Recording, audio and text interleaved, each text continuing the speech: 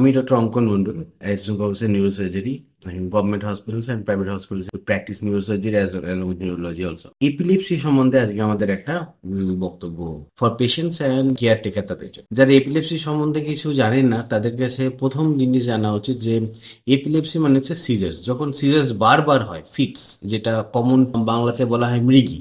তো মৃগী রোগ যাদের বারবার হয় তাদের বলা হয় এপিলেপসি আছে তাদের।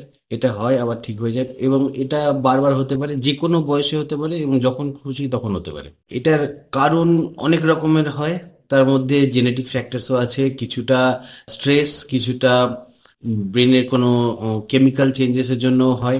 সবসময় কারণটা যে ধরা যায় তাও নয়, কিছু কারণটা ধরাও যায় না। ডায়াগনোস করতে গেলে we had lot of effect. আমাদের এমআরআই করাতে হয়, কোনো সময় সিটি স্ক্যান ইটসেলফ ওকে, কোনো সময় ইইজি করাতে হয়, কোনো সময় পেশেন্টরা যারা বলতে আসেন যে এরকম হয়েছে, যে খিচুড়ির মতো হয়েছে, হাত পা ইয়ে হয়েছে, সব থেকে ভালো যে তারা ভিডিও করে আনেন। তাহলে দেখা যায় এই উপসর্গগুলো, আপরোলিং অফ আইস থাকে, মুখ বেঁকে যায় একদিকে এবং মুখ দিয়ে থুতু বা এগুলো যেগুলো আমাদের স্যালাইভা এগুলো বেরোয়। অনেক সময় পেচ্ছাপ পায়খানা হয়ে যায় আনকন্ট্রোলড অবস্থায় এবং অনেকক্ষণ অজ্ঞানও থাকতে পারেন, 24 ঘন্টা অবধি ম্যাক্সিমাম একটুখানি ড্রাউজি থাকতে পারেন বা অজ্ঞান থাকতে পারেন। এটা যখন হয় যে কোনো জায়গায় হতে পারে, যে কোনো মানুষেরই হতে পারে। যাদের এপিলেপসি আছে, ছোটবেলায় হয়েছে, তাদের থেকেও হতে পারে। খুব হাই টেম্পারেচারে ছোটবেলায় যেটা এপিলেপসি হয় তাকে বলা হয় ফিব্রাইল সিজার্স। পরে অনেকের এই সিজার্স থেকেও যায়, অনেকের এটা ক্রমভাবেও হয় যাদের অ্যাবসেন্স সিজার্স বলা হয়। তেমন হঠাৎ করে কেউ একজন তাকিয়ে আসেন, তাকে ব্ল্যাঙ্ক, তারপরে 10 সেকেন্ডের মধ্যে আবার হয়তো তিনি রিভিউ কনসিয়াসনেস এবং তিনি আবার লেখা বা পড়া যেটা করছেন সেটা করছেন। এগুলোকে বলা হয় অ্যাবসেন্স সিজার্স। তো এইটাও কমন, এটা খুব একটা আনকমন নয়। আমাদের সোসাইটিতে অ্যাপ্রক্সিমেটলি প্রচুর পেশেন্ট আছে, নিয়ার 30% হবে না হয়তো, 26 to 28% পেশেন্টস আছেন যাদের সিঙ্গেল টাইম লাইফে এপিলেপসি হয়েছে বা এপিলেপসি হতে পারে। এটা কেন হয়? কোন ক্লোনিক এবং টোনিক এরকম খিঁচুনির মতো যেরকম হয়, হাত পা গুলো বন্ধ হয়ে যায়, দাঁতে দাঁত লেগে যায়, অনেকে বলে দাঁত লেগে গেছিল, তো এবং জিভও কেটে যেতে পারে। তো এগুলো হয় কারণ হচ্ছে যখন মাথা থেকে ইলেকট্রিক্যাল সিগন্যালস আসে, যে ইলেকট্রিক্যাল সিগন্যালস আমার হাত থেকে মুভ করাচ্ছে, এই ইলেকট্রিক্যাল সিগন্যালটা সিঙ্গেল পালসে আসে, তো আমার হাতটা এখান থেকে মুভ করে এখানে আসে। যদি ইলেকট্রিক্যাল সিগন্যালস আসতে গিয়ে কোথাও ব্লকেজ হয় বা ঠিকভাবে আসতে না পারে বা সিগন্যালটা পুরোপুরি তৈরি না হয়ে আসে, তাহলে এটার ফাংশন হবে এরকম, যেটা এপিলেপসি।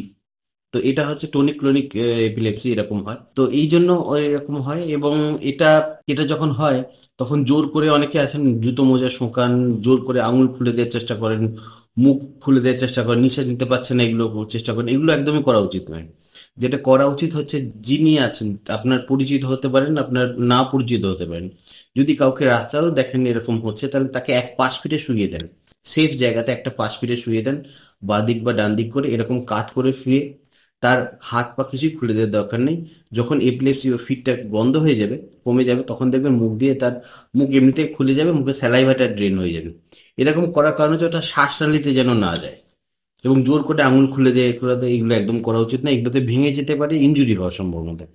যাদের এপিলেপসি আছে তাদের পেরেন্টসরা ওরিড হবেন না, কারণ এরা, আমার অনেক পেশেন্ট আছেন যাদের এপিলেপসি আছে এবং যারা হ্যাপিলি ম্যারিড এন্ড তাদেরও সন্তান হয়েছে বা তাদের কোনো সমস্যা নেই। এটা ছোঁয়াচে রোগও নয়, এটা একজন মানুষের থেকে আরেকজন মানুষের হয়ে যাবে এরকম সম্ভাবনা একদমই নেই। খুব স্পেসিফিক একটা এপিলেপসি আছে দক্ষিণ ভারতের দিকে দেখা যায়, যার নাম হচ্ছে হট ওয়াটার এপিলেপসি। তার এমনিতে কোনোদিনই এপিলেপসি হয় না। মাথায় গরম জল যদি ঢালা হয়, যে কোনো কারণে স্নান করার সময় গরম জল ঢালে তাদের খিঁচুনি হয়, এটাকে হট ওয়াটার এপিলেপসি বলে। এটা ভারতেই আবিষ্কৃত হয়েছে এবং এটা খুব কম সংখ্যক লোকেরা আছে। এপিলেপসি অনেক সময়তে ওষুধ দিয়ে কন্ট্রোল করা যায় না, তখন হয়তো সার্জারি দরকার পড়ে বা ইইজি করে যদি দেখা যায় অনেকগুলো ফোকাস থেকে আসে, অনেকগুলো জায়গা থেকে আসে, তাহলে তো সার্জারি করা যায় না, কারণ অনেকগুলো ফোকাসকে অ্যাবলেশন করা যায় না। এমনিতে অ্যান্টিএপিলেপটিক ড্রাগস অ্যাভেলেবেল, যে ওষুধগুলো খেলে আমাদের, যেমন এপিলিভ আছে বা এগুলো রয়েছে, এগুলো খেলে কি হয়, এই ওষুধগুলো পার্টিকুলার ডোজ অনুযায়ী যদি কাউকে দেয়া হয় তাহলে তাদের এই খিঁচুনিটা কম হয় বা খিঁচুনিটা বন্ধ হয়। কিন্তু এর মানে এই নয় যে কোনোদিন তার হবে না। তাদের স্ট্রিক্ট টু দ্য মেডিকেশন থাকতে হবে, ওষুধ নিয়মিত খেতে হয়। ওষুধ নিয়মিত খেলে তারপরে আস্তে আস্তে এটা একটা সময়ের পর গিয়ে এটা বন্ধ হয়। এবং এটা হবে না তা না, ওষুধ খাওয়ার পরও আপনার এটা হতে পারে, কিন্তু কম, সম্ভাবনাটা খুবই কম। আর একটা জিনিস খুব ইম্পর্টেন্ট, সেটা হচ্ছে যে অনেক সময়তে ওষুধ মিস হয়ে যায়, বা ওষুধ খেতে ভুলে যান অনেকে, বয়স্ক মানুষ হলে বা ছোট বাচ্চা হলে তারা ওষুধ খেতে ভুলে যায়, ওষুধ মিস হয়ে যায়। Stress is a important factor for epilepsy. স্ট্রেসেতেও হয়, এবং যে কোনোভাবে স্ট্রেস। এখন লাইফস্টাইল অনেক চেঞ্জ হয়েছে আগের থেকে। এই লাইফস্টাইলের মধ্যে অনেকে আছেন যারা they cannot combat to the stress of normal life, এতে এপিলেপসি হয়। এবং যাদের হয় তারা, to be safer side, they should not drive, they should not go for swimming or scuba diving or something, কারণ তিনি যদি ড্রাইভ করেন অ্যাক্সিডেন্ট হলে ইট উইল কজ ইনজুরি।